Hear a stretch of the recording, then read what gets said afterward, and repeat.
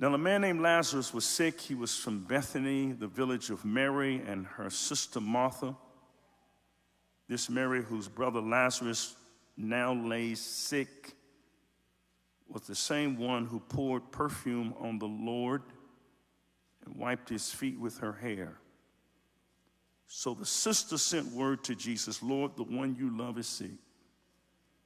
When he heard this, Jesus said, "This sickness will not end in death.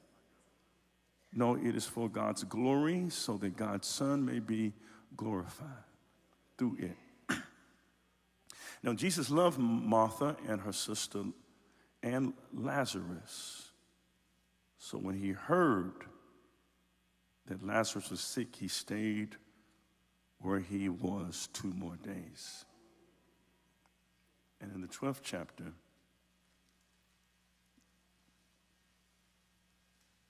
verses 1, 2, and 3, and verse 10. 6 days before the Passover, Jesus came to Bethany, where Lazarus lived, whom Jesus had raised from the dead. Here a dinner was given in Jesus' honor. Martha served, while Lazarus was among them, reclining at the table with him. Then Mary took a pint of pure nard, an expensive perfume. She poured it on Jesus' feet and wiped his feet with her hair, and the house was filled with the fragrance of the perfume. Verse 10, so the chief priests made plans to kill Lazarus as well. Verse 11, for on account of him, many of the Jews were going over to Jesus and believing in him. You may be seated.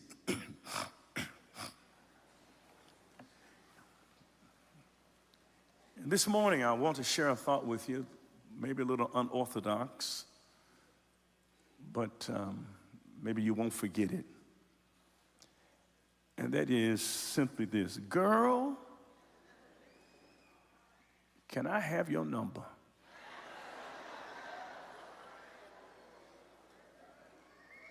How many of you heard that one before? How many men have used that before?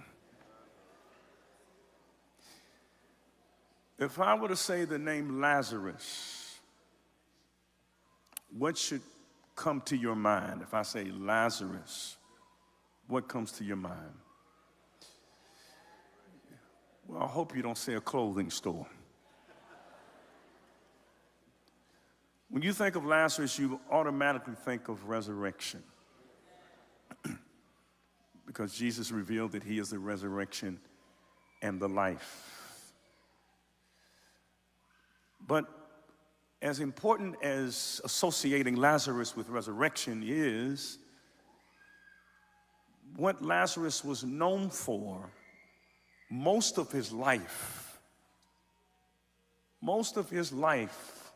what Lazarus was known for was sickness. And you will never appreciate what Jesus did for Lazarus and Mary and Martha if you do not truly comprehend that Lazarus suffered from all his life a lingering sickness. You know the miracle, but you don't know the mess. Because in verse 1 of John chapter 11, it says, now a man named Lazarus was sick.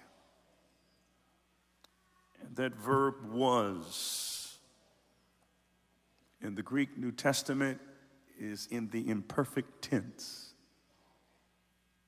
which means continuous, ongoing, and lingering. Lazarus was basically a sickly person. All his life, he'd been sickly. You think of someone like Ray Charles. For most of his life, he was blind. When you think of great women like Harriet Tubman, She suffered from narcolepsy, which meant that in any moment she would fall asleep because she was hit in the head as a child by an enslaver, her master, with a weight. Richard Pryor, all his life, suffered from muscular dystrophy. And all his life, Lazarus had a lingering illness. The text says, now, a man named Lazarus was sick, imperfect tense, continuous, which means he had something that he just learned to live with. And there's some things in life you just have to learn to live with. His name, Eleazar, in Hebrew. We have the Greek name, but the Hebrew name for it is Eleazar, which literally means the Lord helps. And the Lord will help you. Reinhold Niebuhr's prayer is a good prayer. God, grant me the serenity to accept the things that I cannot change. And I think the key word in that first line is accept. Because some things won't change. But God gives us the grace to live with it. So it says Lazarus was sick, verb imperfect tense, continuous, ongoing illness, frail. You never read about an active Lazarus, never. In fact, he was really sort of having what we would call today assisted living, because he was living with his sisters. And in those days, they put a premium on marriage. And we need men to get married. Marriage is good. They put a premium on marriage. But you never read about him getting married. Never. And maybe his heart said yes, but his body said no. And his body said no because he was sick. Now, if you notice in verse 2, the word sick appears again.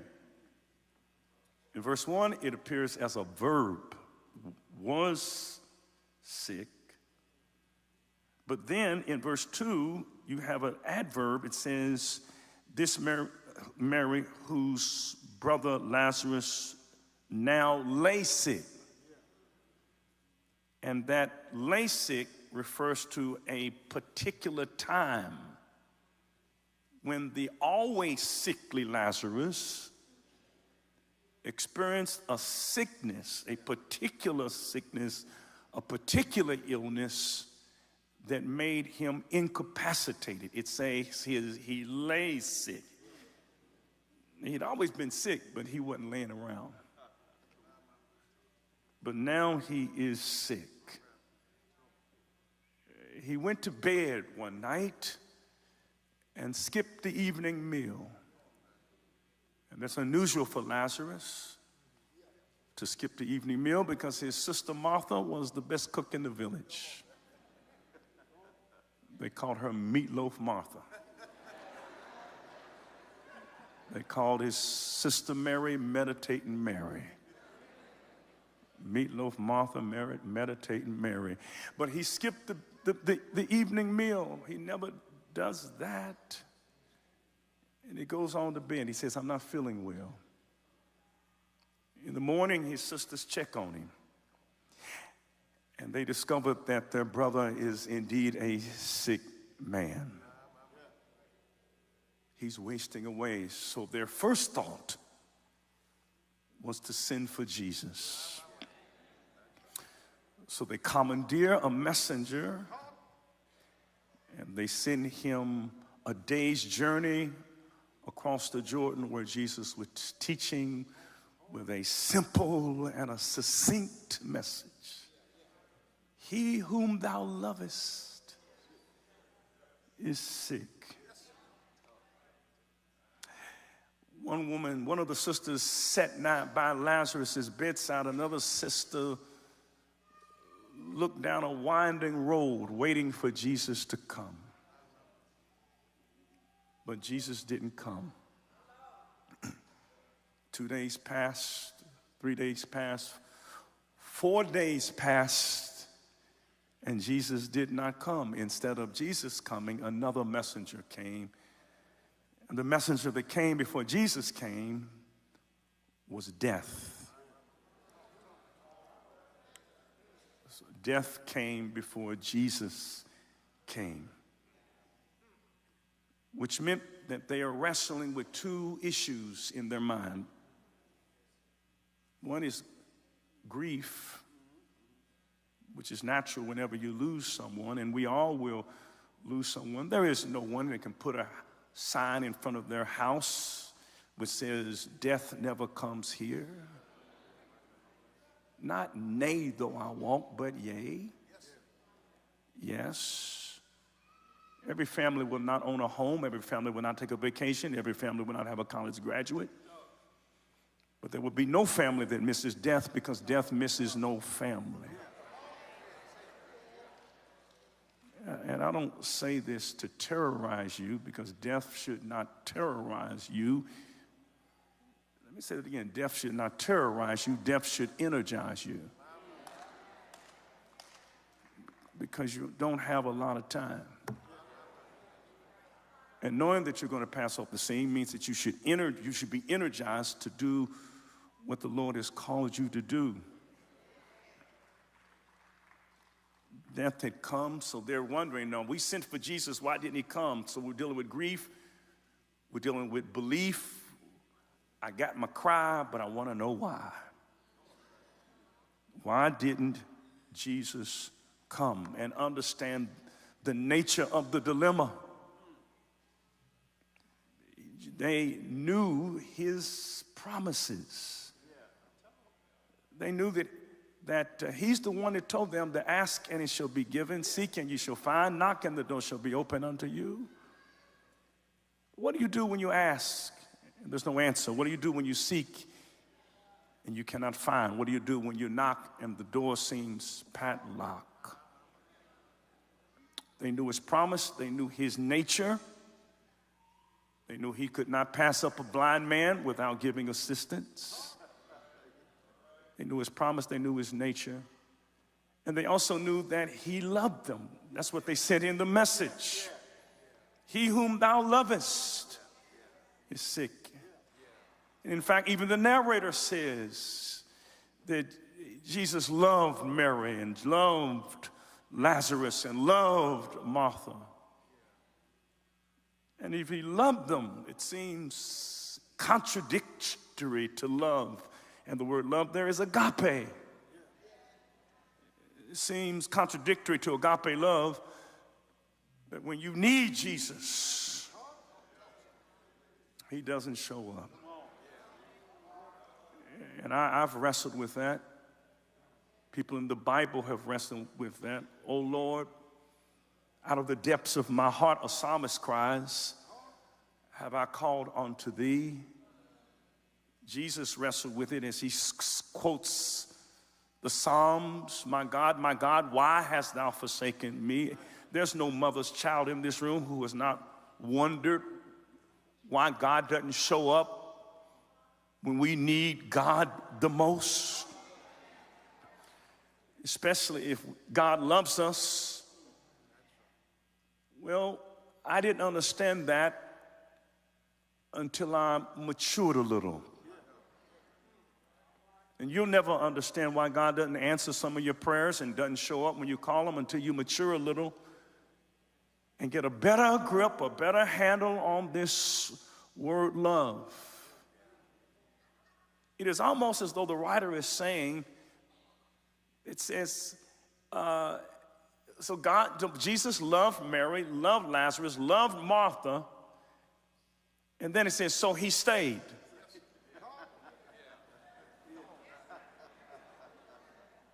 So he stayed. In other words, it's like he's saying the reason why he stayed was because he loved them. Or to put it another way, the reason why Jesus does not answer some of our prayers is that's a sign that he loves us.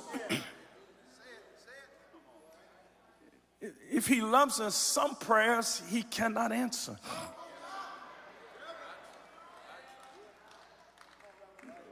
Prayers that are not for your good, he cannot answer.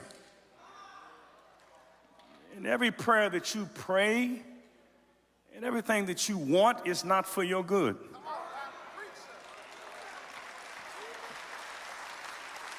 Have you ever prayed a dumb prayer? You didn't know it was dumb when you prayed it.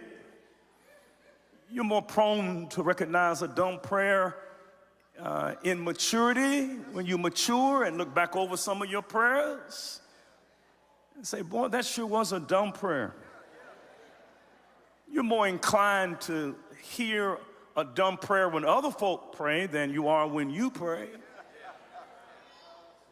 But because he loves us, he cannot answer some of our dumb prayers any more than you can allow your 14-year-old daughter to date someone 23,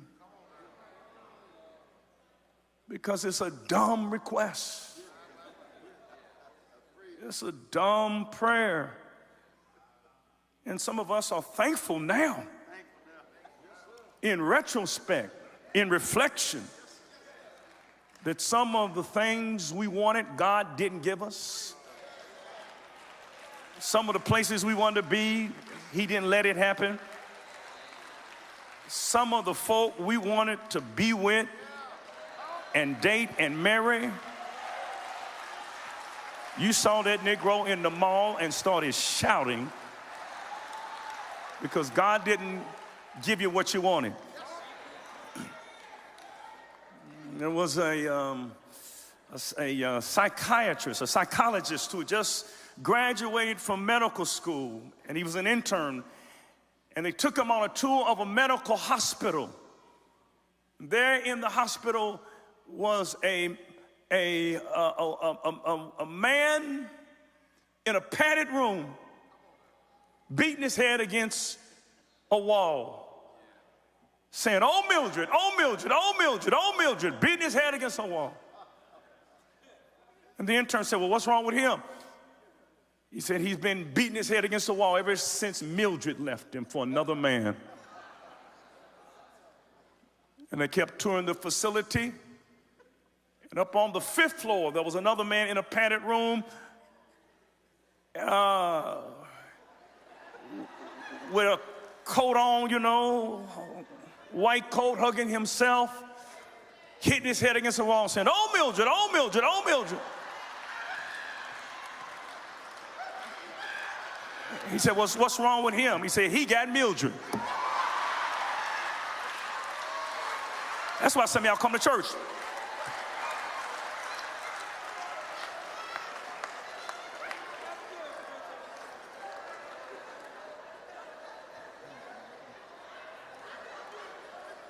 So sometimes, because he loves us,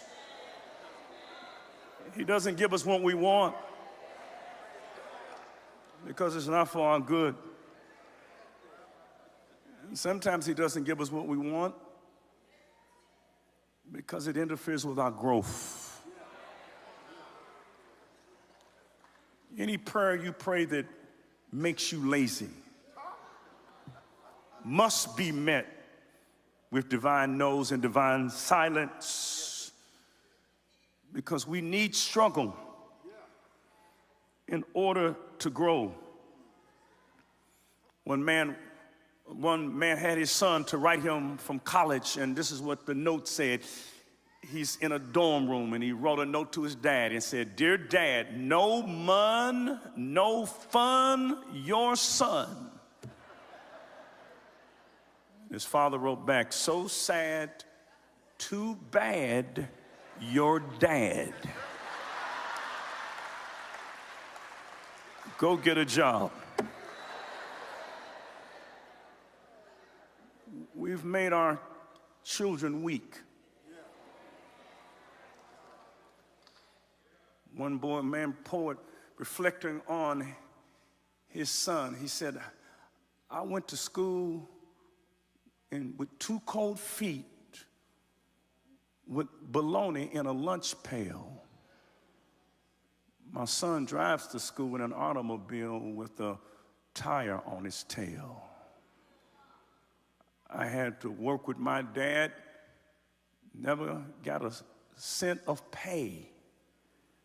But my son hangs around the house looking for some new game to play.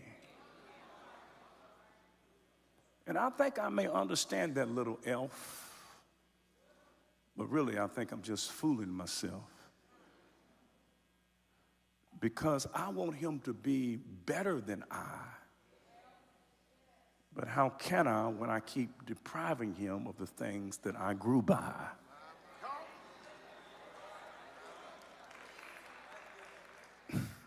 And we keep depriving our kids of the things that we grew by.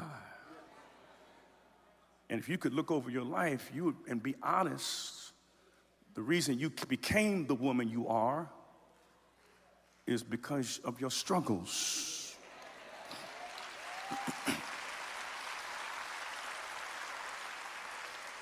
And any time God takes struggle away from you, when you're praying because you don't want to struggle, that's a prayer God cannot answer. One of the things I'm going to ask God when I get to heaven, Dr. Anderson, I'm going to ask God, why did you put the vitamins in the spinach and not in the Dairy Queen Blizzards?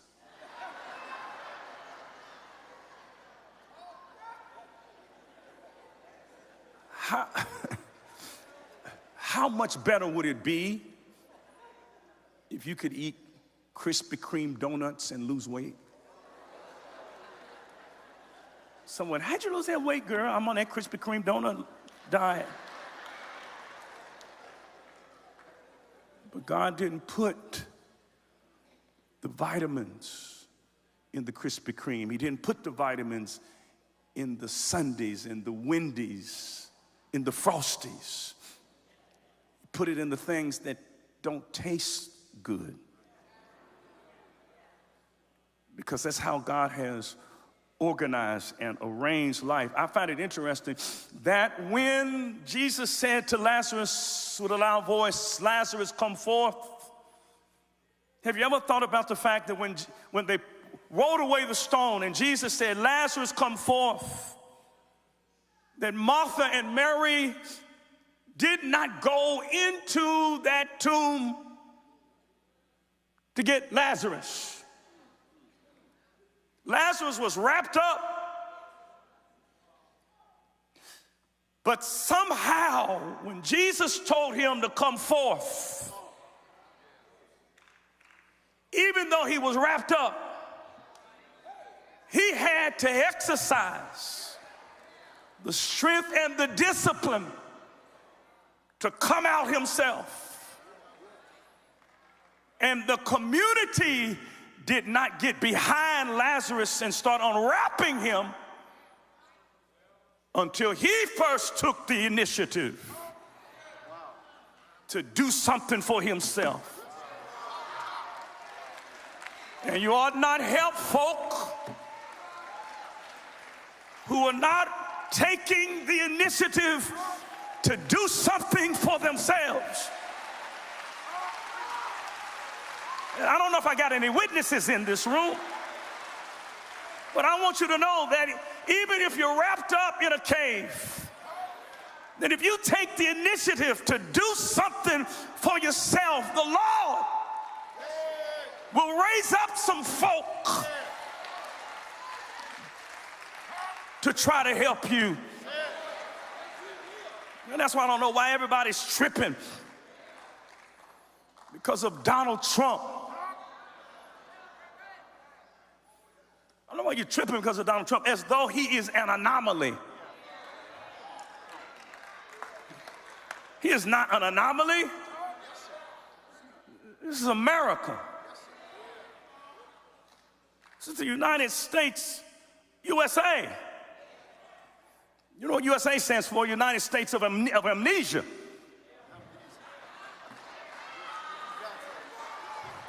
I don't know why you tripping as though this is a deviation from the norm. There's not been a time since we arrived, 1619, in August of 1619, when Anna of Angola deboated from the White Lion there at Fort Comfort around Hampton. Those 1619 came. From 1619, we've always struggled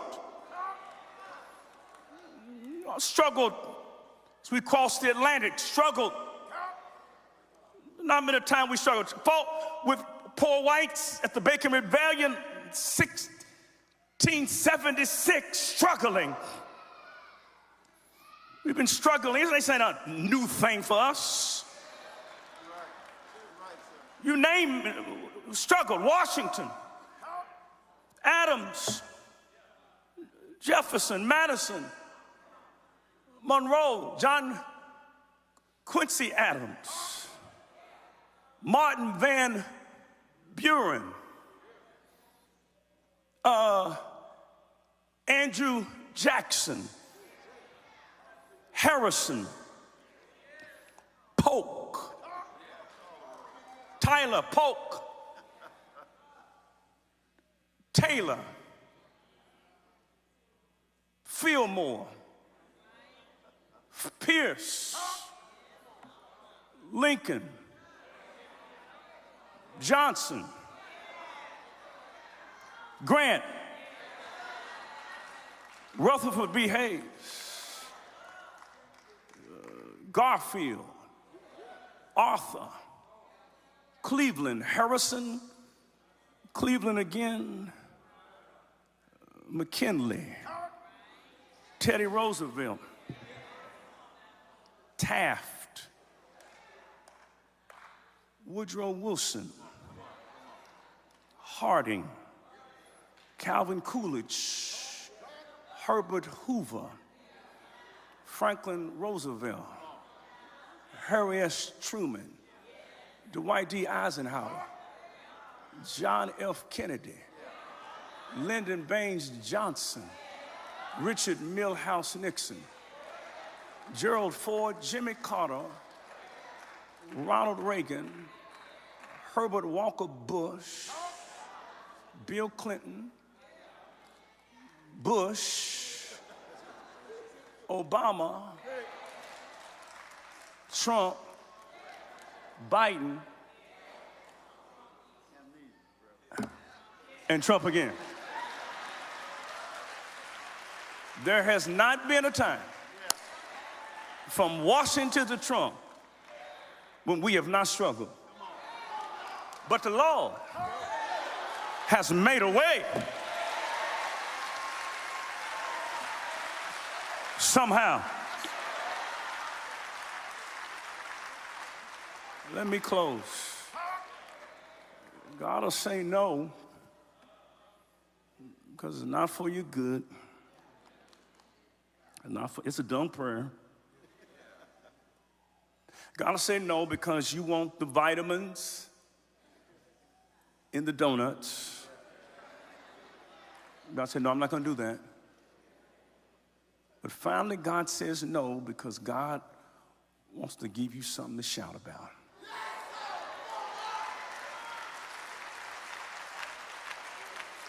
See, this is not the first time that Jesus had to deal with somebody dead. There was a man who was the head of a synagogue in Capernaum named Jairus, and he had a little girl who had died. And they sent for Jesus. He sent for Jesus. Jesus came and said, little girl, get up. And she got up. She'd been dead, but the critics said, we don't know if she was really dead. She could have just been in a coma because she hadn't been buried yet. So they didn't want to give Jesus any glory. Then they were on their way to a cemetery in Nain, and there was a boy who had his body on a wicker couch, and Jesus went over and touched the body and said, "Get up, little boy." And he got up and looked at his mama and said, "Mama, where we going?" Well, the critics said that he wasn't dead because he had not been buried. But when Jesus heard that Lazarus was sick, it took a day for the messenger to cross the Jordan to bring Jesus the message. Jesus waited 2 days. It would take Jesus a day to get to Bethany, which means 4 days. And it was the belief that the spirit of a dead person would linger for 3 days, hoping to re-enter the body. But now, after the 4th day, the spirit had gone. He was dead.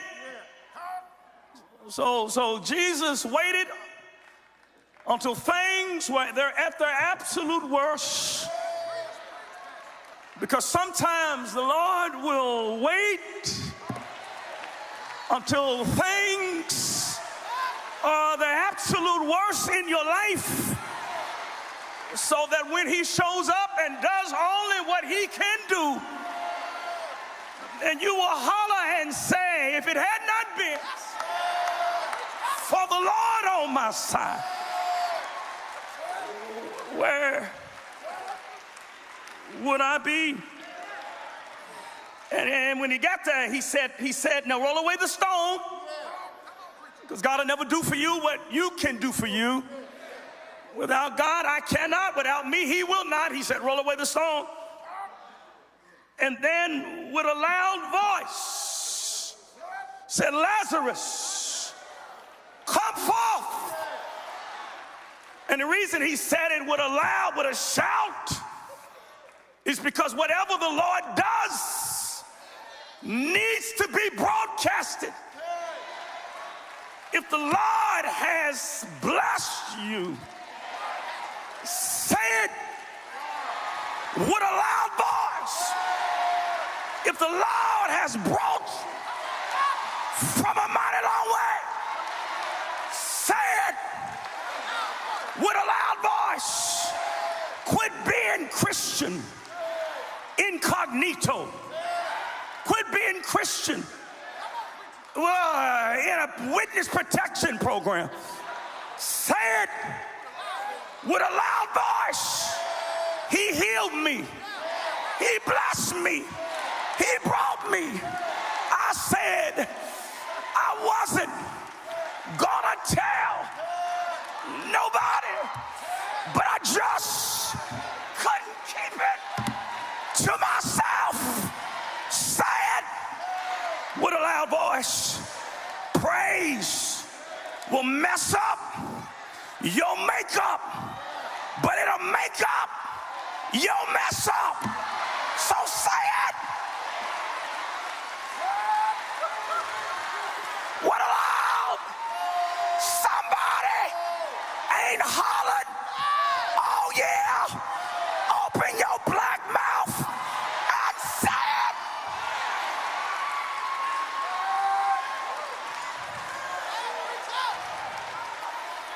With a loud voice.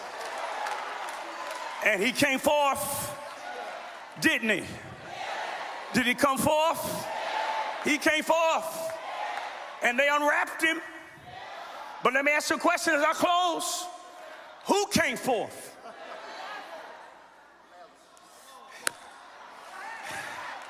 Who came forth? Was it the old Lazarus who had always been sick? Was it the Lazarus who always had a lingering illness? It was a new Lazarus who didn't have the lingering illness. Because when God blesses you, not only does he lift you up, but he'll take you up. And he'll take you to another level. And for the very first time we see an active Lazarus. He's at a party.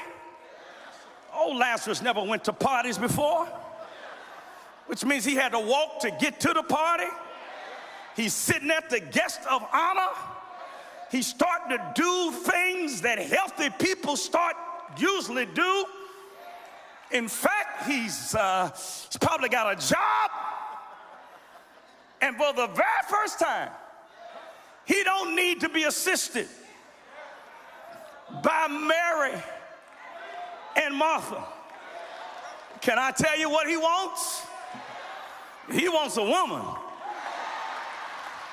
And I'm sure there was somebody at the party that caught his eye, and no doubt because he's back, he said, "Hey girl, can I have your number?"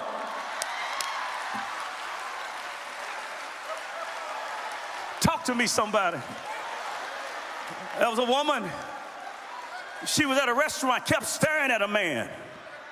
Kept staring at him for an hour. Kept staring at him. And he got up and said, "Why do you keep staring at me?" She said, "I'm sorry, I didn't mean to make you uncomfortable, but you look like my fourth husband." He said, "Fourth husband? You've been married 4 times?" She said, "No, 3, but you look like my fourth husband." And let me tell you, if Lazarus asks you for your number, you better give it to him. That's my graveyard boo. Talk to me, somebody. Amen. You better give it to him. Can I tell you why you ought to give it to him? You ought to give it to him because he's a man that knows how to struggle. He's a man that if you bring him down, he can get back up. You better give him your number. He's a man that when Jesus calls him, he will listen. We need some men like that. That's why we say amen in church. And we sing hymns in church because we need men like him. We need men like Lazarus. And I've come to tell you as I take my seat that the Lord will answer your prayer. Sometimes he won't do it because it's not good. Sometimes he won't do it because it won't help you to grow. And sometimes he won't do it because he won't get the glory. But I'm here to tell you that if you keep on praying, if you keep on trusting, that he may not come when you want him, but when he gets there, he's right on time. Do I have a witness in here that he will answer your prayer? Look at your neighbor and say, "Neighbor, I don't have to be jealous of your blessings. If he's blessing you and you're my neighbor, that means he's in the neighborhood. I'm next in line for a blessing."